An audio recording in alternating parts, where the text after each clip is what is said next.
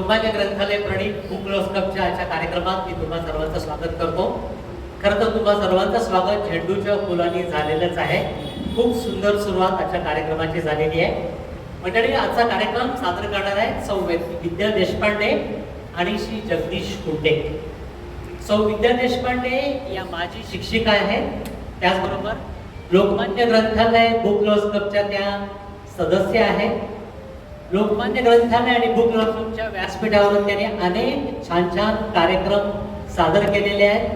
त्या उत्कृष्ट सूत्रसंचालन करतात. आणि मला आत्ताच आठवलं, प्राध्यापक आनंद गाडगेंनी एक कार्यक्रम बसवला होता सुधीर फडकेंच्यावर, आणि त्या सुधीर फडकेंच्या कार्यक्रमामध्ये विद्या देशपांडेंच्या बरोबर मीही भाग घेतलेला होता. बरोबर आहे ना विद्याजी?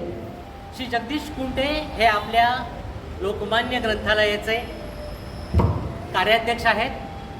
त्याचबरोबर वरेरकर सरस्वती वाचनालय, वाङ्मय चर्चा मंडळ या सर्व संस्थांचे ते कार्यकर्ते आहेत. आजकाल ते खूप छान ॲक्टिंग करत आहेत.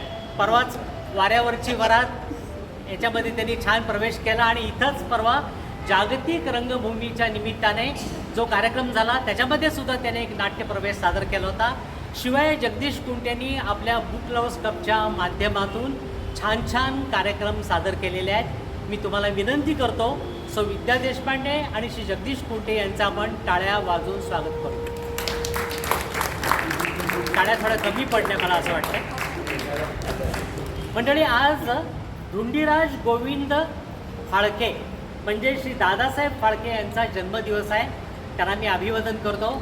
उद्या महाराष्ट्र दिवस आहे, महाराष्ट्र दिन आहे, आणि आंतरराष्ट्रीय मजूर दिवस आहे, म्हणजेच इंटरनॅशनल लेबर डे.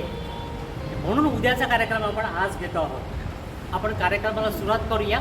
मी श्री जगदीश कुंटे आणि सौ विद्या देशपांडे यांना विनंती करतो की त्यांनी व्यासपीठावर येऊन आपला कार्यक्रम सुरुवात करू.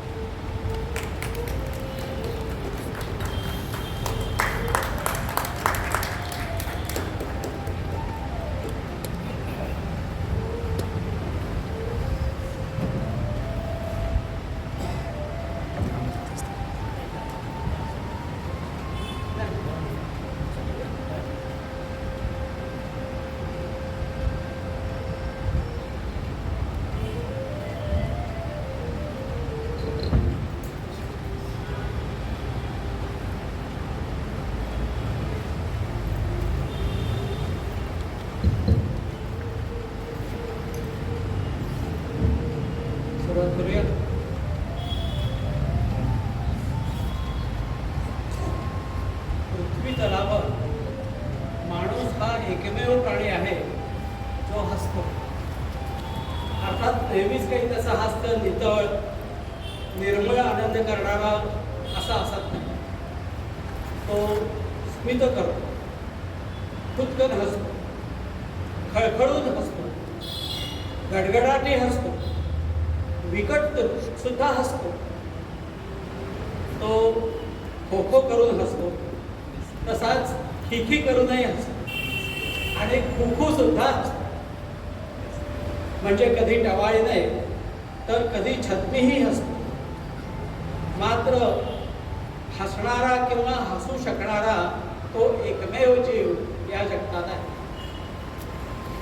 त्याला गमती जमतीमधला आनंद समजतो.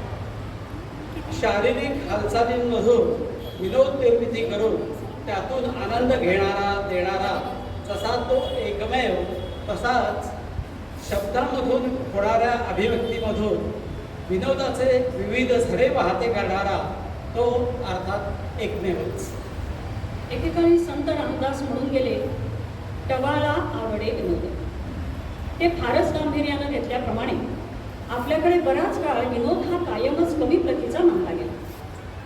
काहीतरी गंभीर, अधिक महत्त्वाचा कार्यक्रम सादर होत असताना जर मध्ये ब्रेक घ्यावा लागला तर श्रोते प्रेक्षक कंटाळू नये म्हणून कोणीतरी चुटकुले सांगावे, इतकंच महत्त्व विनोदाचं. टवाळ रिकामटेकडे लोक टाइमपास करण्यासाठी एकमेकांच्या किंवा तिथे हजर नसणाऱ्या तिसऱ्या माणसाच्या टवाळ्या करतात, तेवढंच विनोदाचं स्थान. म्हणजेच जेवणाच्या ताटातल्या चिमूटभर चटणी रोजच्या उत्तम विनोदानं एक संपूर्ण पोटभरीचं ताट बनवून ते आत्मविश्वासानं प्रेक्षकांसमोर ठेवण्याचं धाडस पहिल्यांदा केलं ते श्रीपाद कृष्ण कोल्हटकर यांनी. त्यांच्यानंतर त्यांचे शिष्य राम गणेश गडकरी आणि त्यानंतर प्रल्हाद केशव अत्रे यांनी तर वक्तृत्व, कथा, नाटक, सिनेमा, कविता अशा साहित्यातल्या विविध शाखांमधून विनोदाची बरसातच केली. यापूर्वी रसिकांनी कधीही न अनुभवलेली विनोदाची सुखद बरसात, हजरजबाबी, गुदगुल्या करणाऱ्या, बोचऱ्या पण चकित करणाऱ्या आणि बुद्धीची चमक दाखवणाऱ्या विनोदाच्या वर्षावानं त्यांनी रसिकांना अवाक केलं. त्यानंतर विविध अंगानं बहरून आला तो पुलंचा सर्वार्थानं आल्हाददायक विनोद. जीवींचा मध्यमवर्गीय रोजच्या सामान्य दिनक्रमातल्या विसंगतीतून मिळणारा विनोद. द.मा. मिरासदार, शंकर पाटील यांचा ग्रामीण विनोद, मंगला गोडबोले, मुकुंद टाकसाळे, सई दळी अशा अनेक लेखकांनी विनोद म्हणजे टवाळखोरी नाही तर विनोद म्हणजे बुद्धिमत्तेची एक वेगळीच चमक आहे हे स्पष्टपणे दाखवून दिले. विनोदी लिखाण करणाऱ्या लेखकाला जर मोठ्या प्रतिभेची देणगी लाभली असेल तर त्याचं लेखन विलक्षण झगमगाटाने रसिकांना निपटून टाकू शकतं. हेही त्यांनी सप्रमाण सिद्ध केलं. विनोदाच्या क्षेत्रात अशी चौफेर कामगिरी करणाऱ्या लेखकांमध्ये प्र. के. अत्रे यांचं नाव फार आदरानं घ्यावं लागेल. विनोदी कविता करता करता केवळ गंमत म्हणून केलेल्या विडंबन कवितांना पुढे स्वतंत्र साहित्य प्रकाराचा दर्जा केवळ त्यांच्यामुळेच प्राप्त झाला. मात्र अत्रे हे काही विडंबन काव्याचे जनक नव्हते बरं काय. हो. 1936 मध्ये उपहासिनी नावाचा एक विडंबन काव्यसंग्रह टी.बी. देव यांनी लोकांसमोर आणला होता. त्या संग्रहाला विडंबन, स्वरूप आणि कार्य अशी दीर्घ प्रस्तावना फक्त अत्रेंनीच लिहिलेली होती. त्यामध्ये त्यांनी तोपर्यंत विडंबन काव्य केलेल्या इतर कवींचा उल्लेख केला होता. त्यात मंगेश रा. तेलंग यांचं संगीत हजामत हे पहिलं मराठी विडंबन काव्य असल्याचा उल्लेख खुद्द अत्रेंनीच केलेला आहे. आणि यापुढे एक खास अत्रे टच असणारी पुस्ती त्यांनी जोडलेली आहे. ते म्हणतात, एका दृष्टीने विडंबनास हजामतीपासून सुरुवात झाली ही गोष्ट योग्यच झाली म्हणायची. रानाची तोड झाली की वसाहत उभी राहते किंवा शेताची मशागत झाली की शेत पिकतं. तसेच विडंबन काव्याच्या प्रसारास मंगेशरावांनी केलेल्या हजामतीचा उपयोग नक्की झाला असा. मात्र हे सत्य आहे की मला हा इतिहास माहीत नव्हता. मला काही या इतिहासापासून विडंबनाची स्फूर्ती मिळालेली नाही. माझ्या काव्याचा मीच आद्यजनक आहे. 1913 मधलं मु. गो. पाटील लिखित कुलकर्णी लीलामृत हे त्यानंतरचं ठळक विडंबन काव्य. ज्याला विडंबन काव्य म्हणता येईल अशी 20 एक उदाहरणं संत एकनाथांच्या काव्यात आढळतात असं पांगारकरांनीच म्हणतो.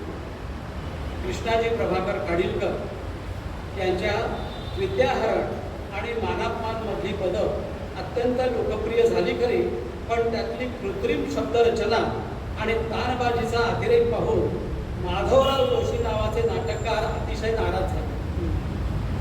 त्याची प्रतिक्रिया म्हणून त्यांच्या थट्टेखोरपणाला जाग आली. त्यांनी 1916 साली आपल्या विनोद या नाटकात खाडीलकरांच्या पदांची विडंबनच आपली पदं म्हणून घातली.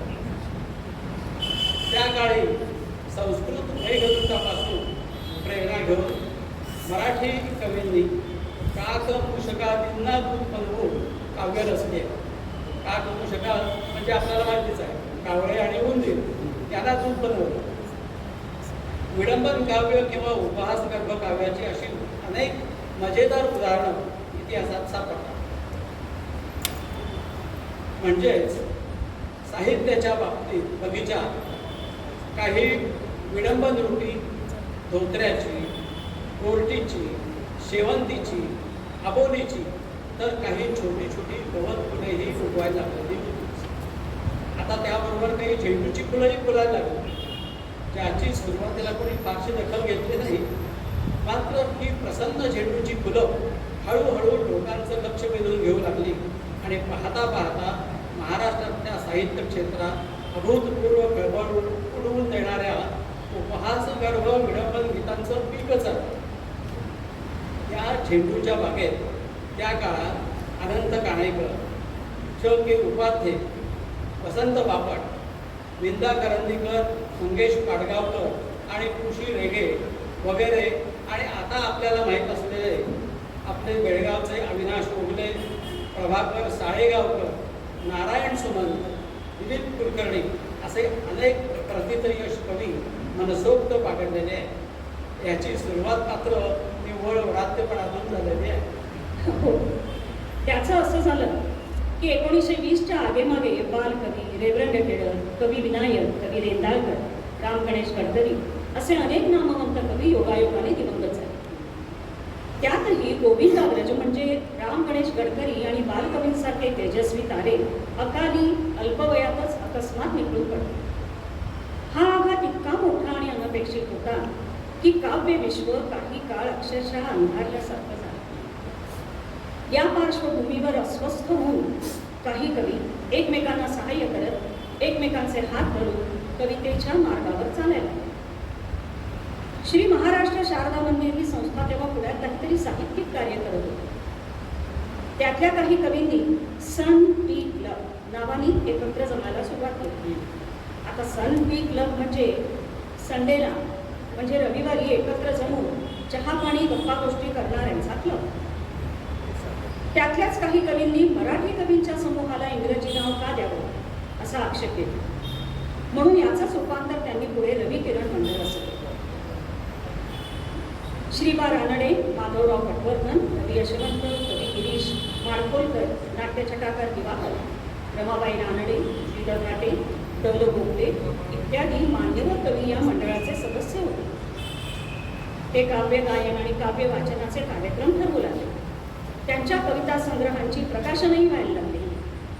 त्यामुळे साहित्यिक वर्तुळामध्ये या रविकिरण मंडळाचा दबदबा पाहता पाहता वाढत गेला.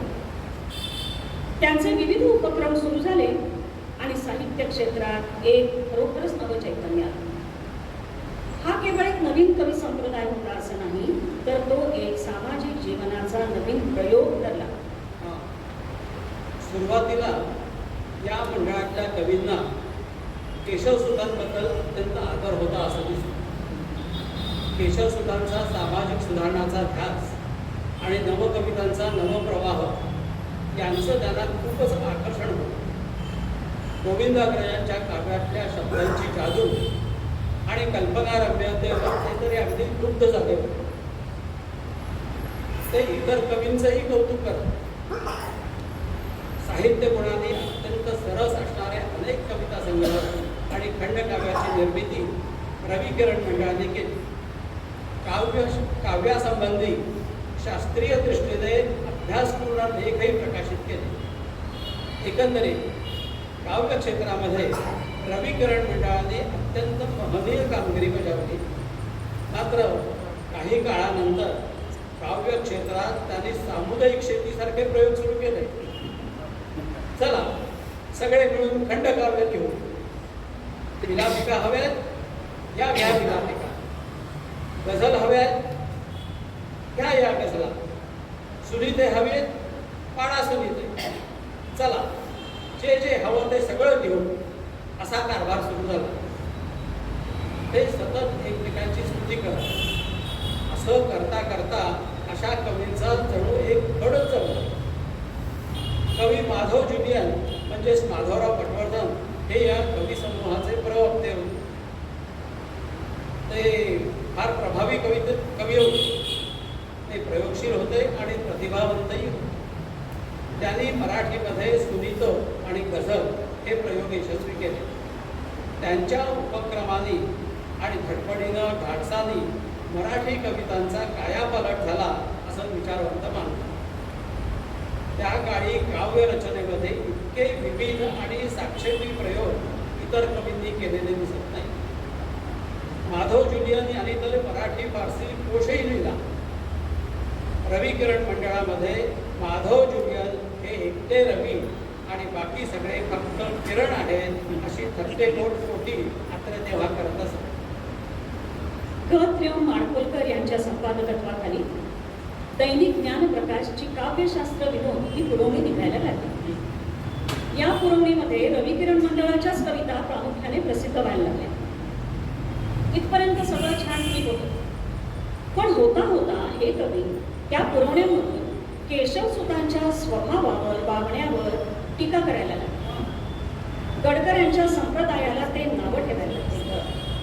गडकऱ्यांच्या काव्यगुणांबद्दल त्यांनी एक वादच निर्माण केला, एक नवीन वाद. बुद्धिप्रधान आणि भावनाप्रधान काव्य असे काव्याचे दोन भाग त्यांनी कल्पिले. गडकरी यांचं काव्य भावनाप्रधान असल्यामुळे ते कनिष्ठ आहे असा प्रचार त्यांनी करायला सुरुवात केली. माधव जुलियन यांच्या नेतृत्वाखाली रविकिरण मंडळाने आपण केशवसूत आणि राग गडकरी यांच्यापेक्षा कोणीतरी वेगळेच आहोत, म्हणजे आम्ही अधिकच श्रेष्ठ आहोत अशी भाषा चालवली. माधव जुलियन फारसी भाषेचे प्राध्यापक होते, त्यामुळे त्यांच्या कवितांमध्ये फारसी, उर्दू आणि मराठी शब्दांची विलक्षण भेसळ दिसत असे. हळूहळू त्या भेसळीचा अतिरेकच होऊ लागला. आणि दुसरीकडे संस्कृत प्रचुर जडजंबाळ शब्दालंकारांनी रविकिरण मंडळाच्या कवितांनी काव्य देवतेची चित्रकुचंबना झाली. त्यातच केशवसूत आणि गोविंदाग्रज ही अनेक जाणते साहित्यिक आणि रसिकांची काव्यदेवता होती. अत्रेंचीही ती श्रद्धास्थान होती. त्यांच्यावर टीका करण्याचा आणि त्यांची निंदा करण्याचा जो उद्योग रविकिरण मंडळाने आरंभला होता, त्यामुळे अत्र्यांच्या मनात प्रचंड खळबळ माजली आणि असंतोष घुमसायला लागला. बरोबर. याच वेळी पुण्यात शंकरराव देवभक्त यांच्या जागेत काही गडकरी प्रेमी शिक्षक वेळ घालवण्यासाठी जमले. तिथं काव्यशास्त्र विनोद चालला. ही मंडळी तिथं बसून चहापान करणे, विड्या ओढणे, तत्कालीन साहित्यावर चर्चा करणे, टीका करणे वगैरे उद्योग करीत असत. त्यांनी आपल्या या टोळक्याचं नाव काय ठेवलं असेल? पठाण क्लब असं नाव ठेवलं. रविकिरण मंडळाचे सदस्य नाजूक आणि सौम्य प्रकृतीचे, म्हणून आम्ही धट्टे कट्टे पठाण अशी त्या मागची मनोभूमिका होती. 1922च्या मे महिन्यात रविकिरण मंडळाचा एक छोटासा कविता संग्रह प्रसिद्ध झाला. त्याची एक प्रत कुणीतरी या पठाण क्लबमध्ये आणली. पुढे 7-8 दिवस त्या संग्रहातल्या प्रत्येक कवितेला या मंडळीने अगदी सोडून काढलं. रविकिरण मंडळाच्या उचापतींमुळे त्यांच्या मनात इतका राग भरला होता की त्या संग्रहातली कोणतीही एखादी कविता घ्यायची आणि तिच्यातले दोष ठळकपणे दिसतील अशा तऱ्हेनं वेड्या वाकड्या स्वरांनी, आणि तेही कमी म्हणून की काय, अंगविक्षेपासह ती मोठमोठ्यानं वाचायची आणि बाकीच्यांनी मोठमोठ्याने हसून त्यातून उद्भवणाऱ्या विनोदाचा आस्वाद घ्यायचा. हा उद्योग बरेच दिवस चालला.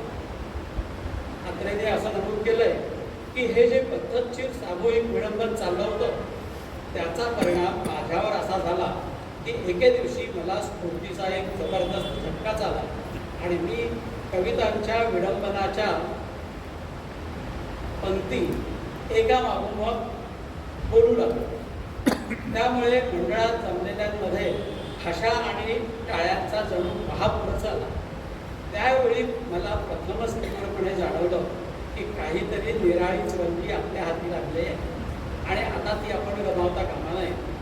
या पुढच्या 7-8 दिवसात मी अनेक कविता झपाटण्यासारख्या लिहिल्या. एका अनावर लाटेसरशी त्यांनी या कविता लिहिल्या खऱ्या, पण त्याचं हस्तलिखित जवळजवळ 3-1 वर्ष त्यांनी आपल्याजवळ तसंच ठेवून दिलं. कारण रविकिरण मंडळातल्या कवींपैकी बऱ्याच कवींची अत्रेंशी छान मैत्री होती. त्यापैकी कित्येकांचे तर त्यांच्याशी जिव्हाळ्याचे संबंध होते. त्यांच्या भावना दुखावतील आणि मैत्री तुटेल अशी भीती त्यांना वाटली. जिवलग मित्रांचा लोभ गमवावा लागू नये अशी त्यांची मनापासूनची इच्छा होती. शिवाय रविकिरण मंडळाचं नाव आता फार मोठं झालं होतं. ते आता साधं सुद्धा प्रकरण राहिलं नव्हतं. वेळ घालवण्यासाठी काही मित्रांसमवेत आपण जो भ्रात्यपणा केला, त्याची उघड वाच्यता करण्याचं धाडस आपल्या अंगलट येईल याचं भय अत्रेंना तेव्हा वाटलं. हे ऐकून आज आपल्याला गंमत वाटते, कारण आपण त्याला फार बेडर माणूस म्हणून ओळखलं. मात्र त्यांनी असं स्पष्ट लिहिलेलं आहे की त्या कवितांचं जाहीर वाचन केलं तर आजवर जे काही थोडंफार नाव मिळवलं ते सुद्धा गमावावं लागेल अशी भीती त्यांना तेव्हा वाटली. त्याचवेळी इतिहासाचार्य राजवाडे यांच्या अध्यक्षतेखाली पुण्याच्या भारत इतिहास संशोधन मंडळामध्ये शारदोपासक संमेलन भरलं. बरीच मंडळी सतरंजीवर सुस्तावून आराम करत होती. अशा वेळी अत्रेंच्या जुन्या मित्रापैकी काहींनी त्यांच्या विनोदी आणि विडंबन कवितांचं वाचन व्हावं असा जोराचा आग्रह झाला. भीत भीत अत्रेंनी वाचन सुरू केलं आणि बघता बघता वातावरण फार बदलून गेलं. हा काहीतरी नवीनच प्रकार आहे हे श्रोत्यांच्या लक्षात आलं. पाहता पाहता लोक फुलले आणि मुक्त कंठानं हसू लागले. दोन एक कविता वाचून होताच श्रोत्यांनी अनावरपणे मोठमोठ्याने हसून दाद द्यायला सुरुवात केली. रवी किरण मंडळाच्या कवितांचे दोष आणि त्यांचे गुण काय आहेत याची रसिकांना जाण आहे याची कल्पना त्यावेळी अत्रेंना आली. आजवर हे रसायन झाकून ठेवल्याबद्दल लोकांनी त्यालाच बोललं.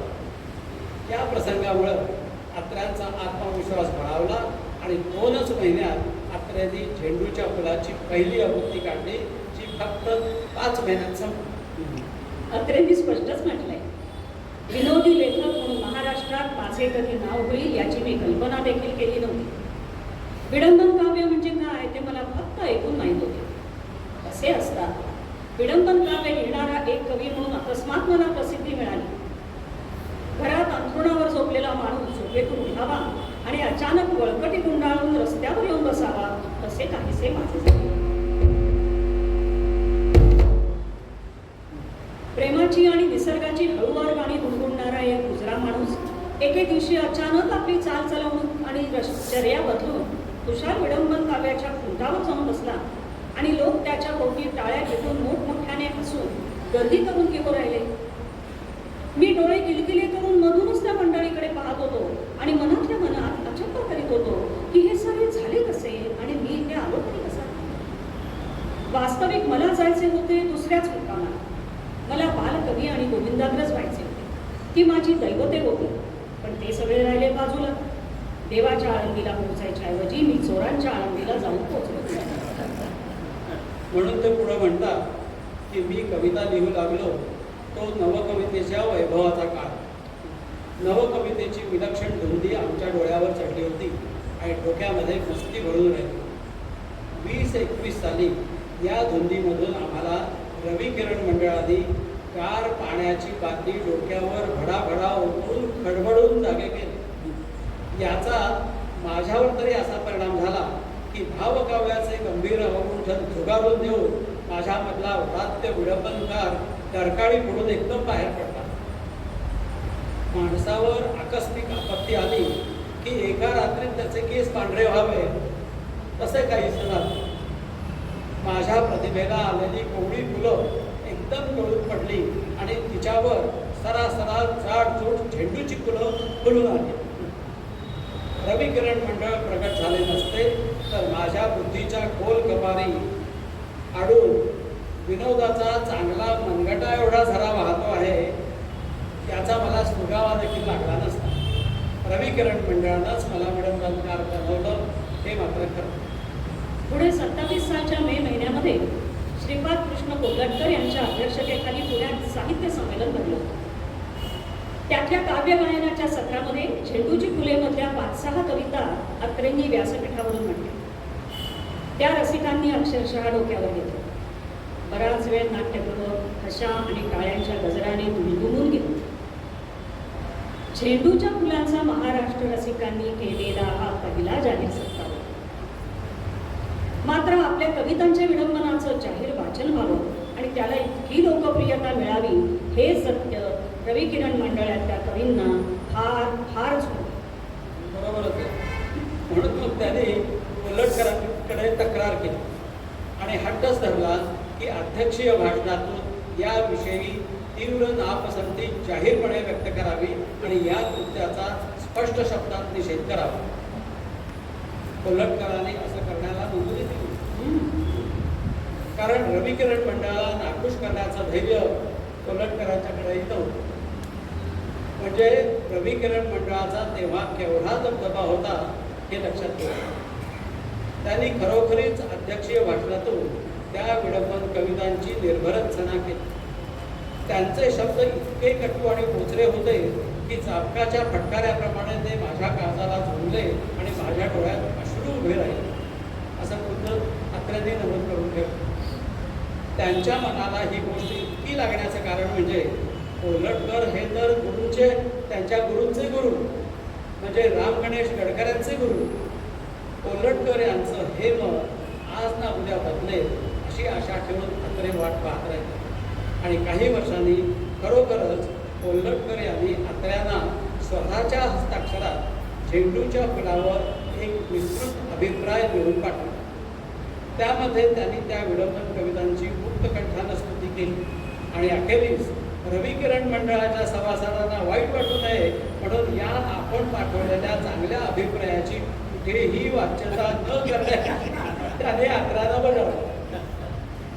कोल्हटकरांच्या स्वभावातला हा विनोद पाहून मी मात्र पोटभर हसलो असं अत्र्यांनी लिहून ठेवलं.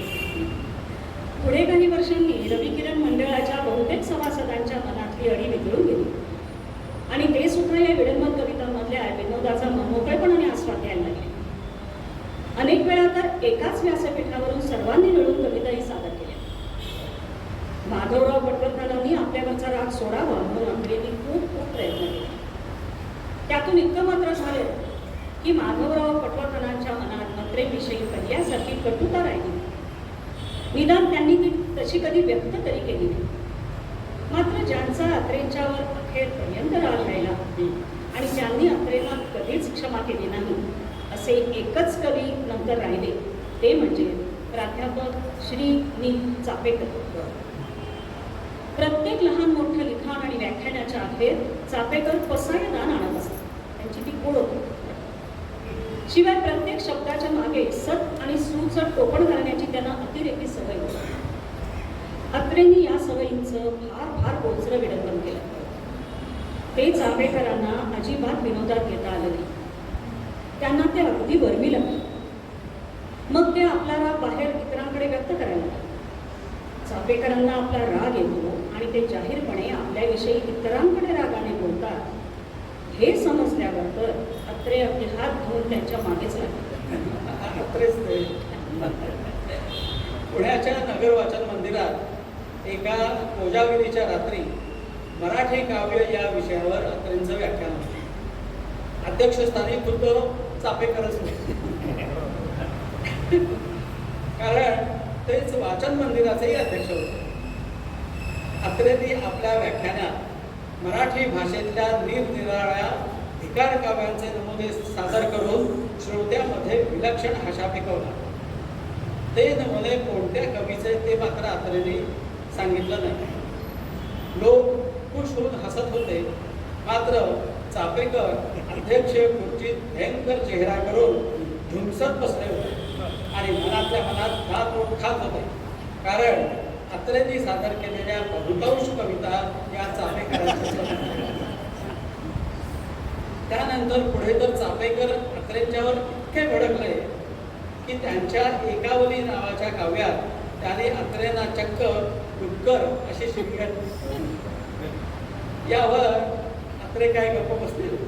यावर अत्रेंनी मिश्किलपणे आणि अगदी मारभावीपणे अशी कुस्ती जोडली की चापेकरांच्या बाबतीत खरे तर माझ्याकडे बराचसा दोष येतो. मी त्यांच्या मागे एवढा हात धुवून मागे लागावेच नको. मी त्यांच्या दोषांकडे थोडे दुर्लक्ष करायला काय हरकत होती. पुढे जे आचार्यपदापर्यंत पोहोचले त्या अत्र्यांचे आत्मकथन पडले किंवा आत्मचरित्र वाचलं की ते जन्मजात नकली आणि अत्यंत प्राप्य होते याविषयी शंका राखली. बालवयात शहरातल्या एका शाळेत वरच्या वर्गात शिकणारा एक मुलगा गणपतीच्या सुट्टीत म्हणे गावी आला. येताना तो एक मजेदार कविता आपल्याबरोबर घेऊन आला. तिच्या पंक्ती अशा होत्या. पेला फादरला गणपती थ्रोनावरी सिटला. तेला फादरला गणपती कोणावरी सिटला. बरं. हे पद ऐकून पद्यरचना ही काही फार कठीण गोष्ट नाही असा या मित्रमंडळीला विश्वास वाटायला. इंग्रजी मराठी शब्दांची भेसळ करून पद्यरचना करणं म्हणजे डाव्या हातचा मळ आहे अशी त्यांची खात्री झाली. त्यामुळे गावातल्या मित्रमंडळीमध्ये एक वेगळी चेतना संचारली आणि अत्रे म्हणतात त्यातून अनेक भेडगुजरी शाही स्वयंस्फूर्तीने निर्माण झाले आणि मी तर सर्वांच्या पुढे आघाडी मारली. आता याने सर्वांच्या पुढे आघाडी मारली म्हणजे काय ते बघूया. त्यांच्या वडिलांचा एक लंगडा मित्र होता. त्यांना ताकाबरोबर भाकरी खायला फार आवडत असे आणि त्यांना मोठमोठ्याने हसण्याची सवय होती.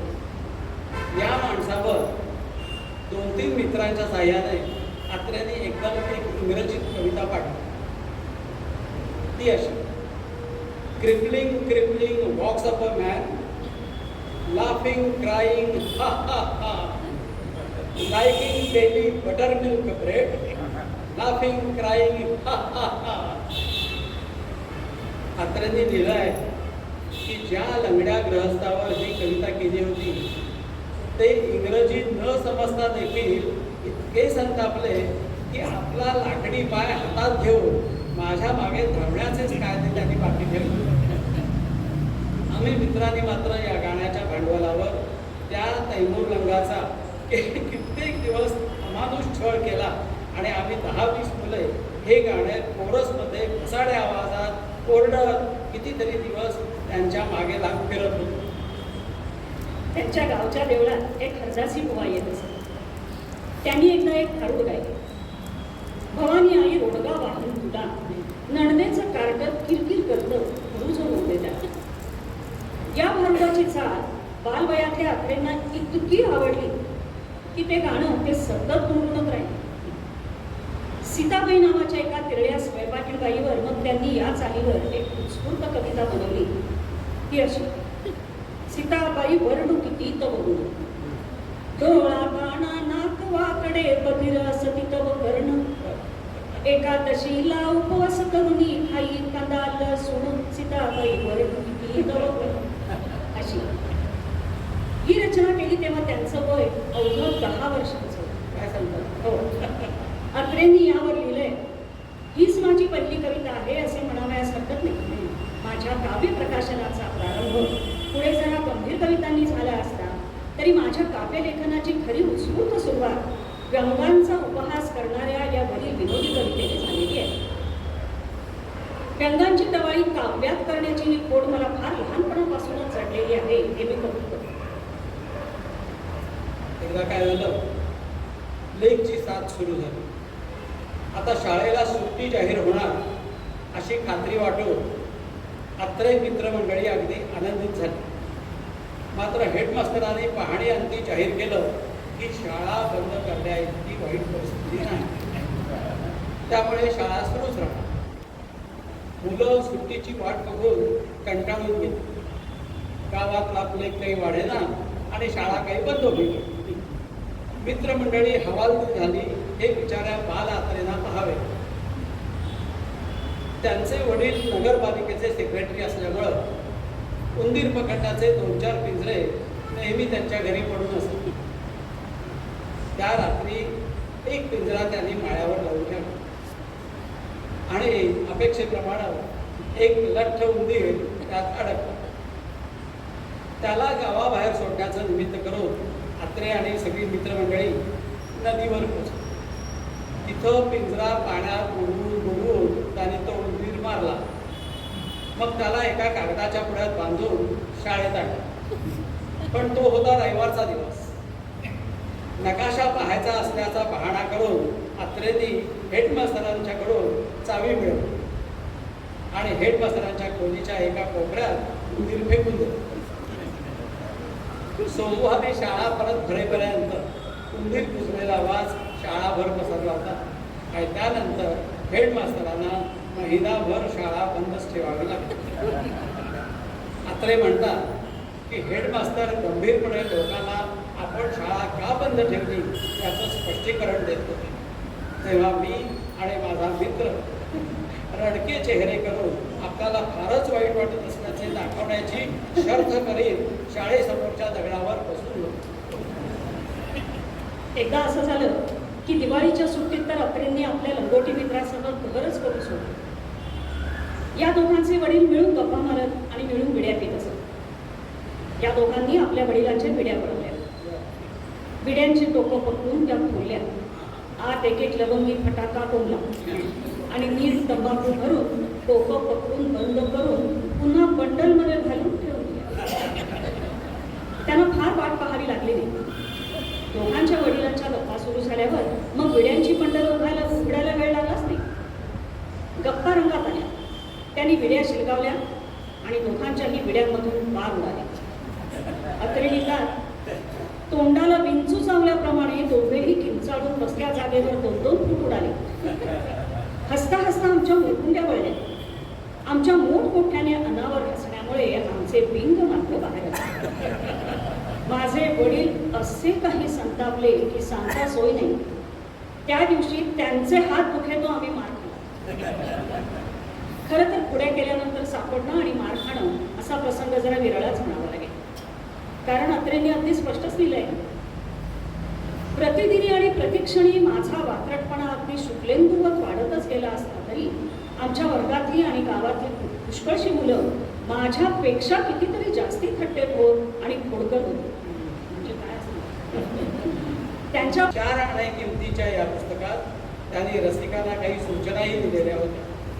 त्या सूचना अशा: झेंडूची रसिका फुले जमवुनी, झेंडूची रसिका फुले जमवुनी, देतो तुझ्याही करी, हे प्रेमे अथवा पदी तुडवता जे वाटेल ते करी, रागाने चुरगाळलीस तरीही पुष्पे कधी त्वांबरे, रागाने चुरगाळलीस तरीही पुष्पे कधी त्वांबरे, केव्हाही विसरू नकोस तळीचे खाण्यापरी खोबरे.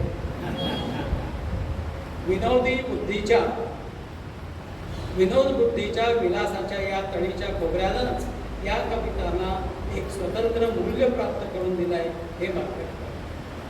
पुस्तकाच्या 6व्या ते 10व्या आवृत्तीपर्यंत या पुस्तकात अनेक राजकीय विडंबनं समाविष्ट झाली.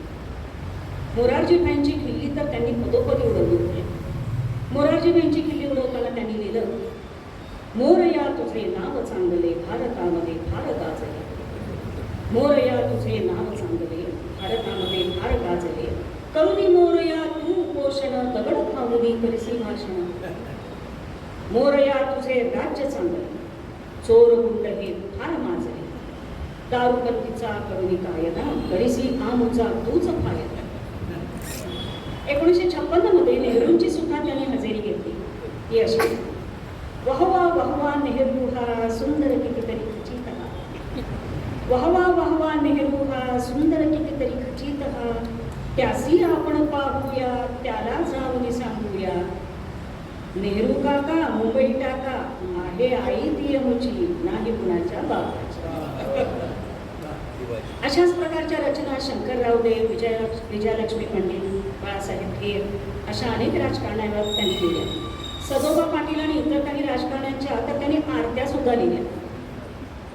मंत्र्यांचा दलबदलीपणा, खोटी आश्वासनं, ढोंग यांचा त्यांनी असल्या रचनांच्या मधून चांगला समाचार घेतला. अत्रेंनी आपल्या स्वभावाप्रमाणे आणि समोर आलेल्या प्रसंगाप्रमाणे कधी कवींच्या खोड्या काढल्या, कधी त्यांचे दोष दाखवणारी पोचरी विडंबनं लिहिली, तर कधी आपल्या कवितांमधून राजकारण्यांचा खरपूस समाचार घेतला. हे खरं असलं तरी अनेक विशुद्ध, निष्पाप आणि निरागस अशी विडंबनं आणि विनोदी रचनाही त्यांनी केलेल्या.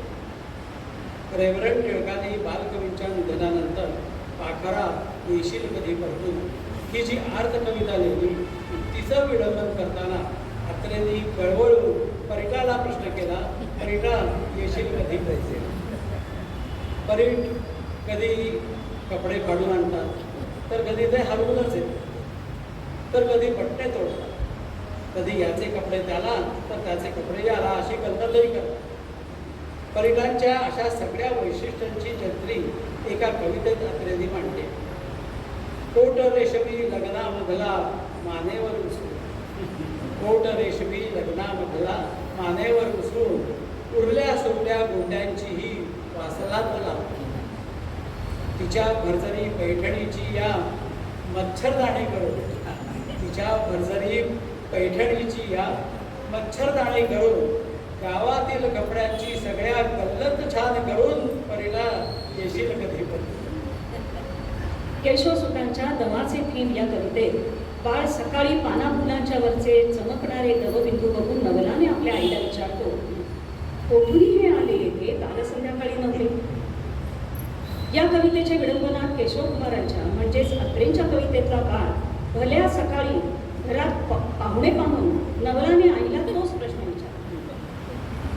केशवसुतांच्या कवितेतली आई बाळाला दवबिंदू हे देवा घरून येतात असं सांगते आणि ते मोहक दवबिंदू क्षणजीवी असतात हे सांगताना तिला आपली गत बाळे स्मरतात आणि ती भावनावश होते आणि या आपल्या बाळाला जवळ घेऊन परमेश्वराकडे कळवळून प्रार्थना करते, हा एवढा तरी राहू दे, म्हणजे अर्थातच माझ्या या बाळाला तरी परमेश्वरा दीर्घायुष्य दे. केशवकुमारांच्या विडंबन कवितेतल्या बाळाला पाहुणे कोठून आले हे सांगताना आई काय म्हणते बघा. कावळे गिधाडे घारी येतीही जेथुरी सारी, कावळे गिधाडे घारी येतीही जेथुरी सारी, डोंगळे डास गुरडी बाळारे जेथून येती, खोकला तापही दुखणी आपणास येती जिथुनी, तेथुनीच आले येथे हे छळावया आम्हाते, जोवरी भीड आम्हाते जोवरी लाज नायाते, जोवरी भीड आम्हाते जोवरी लाज नायाते, तोवरी असा बाजार सारखा इथे टिकणार, टोळधाड कधीही इथुनी जाते, देवारे मग ती सुंदे, सुंद काय येतं तिला, देवारे मग ती सुंदे एवढा तरी जाऊ दे. माधव जुलियनांच्या कवितेतल्या उर्दू फारसी मिश्रणाच्या अतिरेकाची टवाळी करताना श्यामलय या कवितेत अत्रे लिहितात, तू छोकरी नाही सुंदरी, तू छोकरी नाही सुंदरी, मिस्किल बाल चिचुंदरी, काळा कडा मी फत्तरी, तू काश्मीरातील गुलदरी, पाताळीचा सैतान मी अल्ला घरची तू परी, पाताळाचा सैतान मी अल्ला घरची तू परी, हैदोस कर्कश मी जरी अल्लाहू अकबर,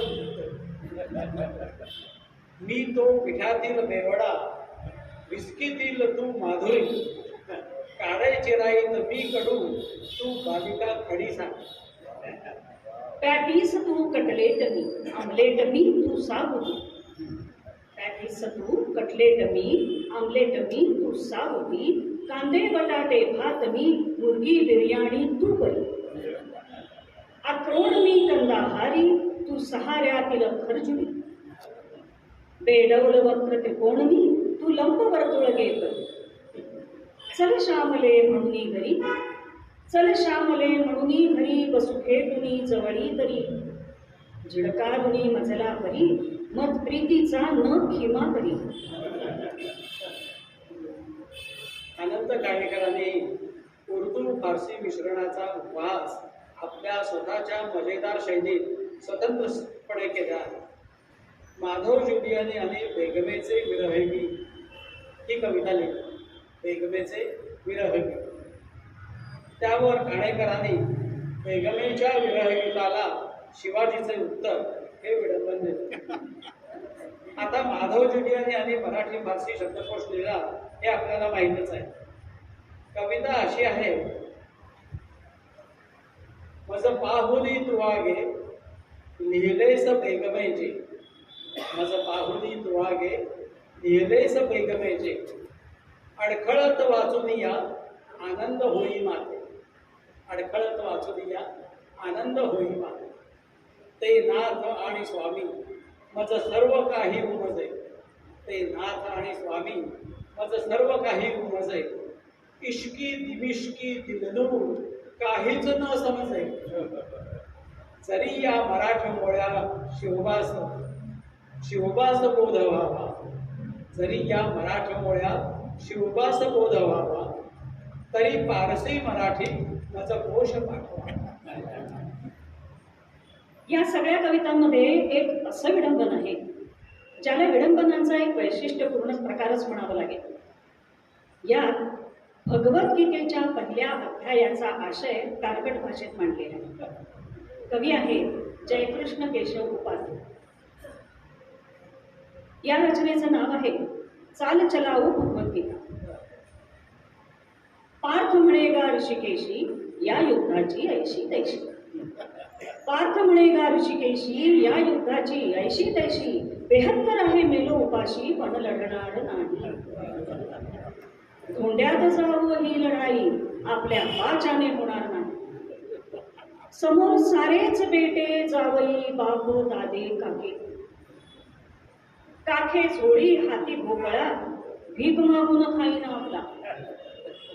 पण हा बाह्यातपणा कुठला आपसात लठालठी. लढाई का असते सोपी मारे चालते कापा कापी. कित्येक लेकाचे संतापी मुंडकी छाटती. मग बायका बोंबलती घरी डोळी मोडणी करीती खाकरी. चाल चाल कृष्णा माघारी सोड पिच्छा युद्धाचा.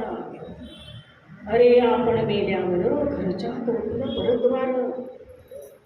माझे सारा वर्ण संकर आहेस मोठे बाबा. कृष्ण म्हणे बे अर्जुना हा कुठला बे वायदेपणा.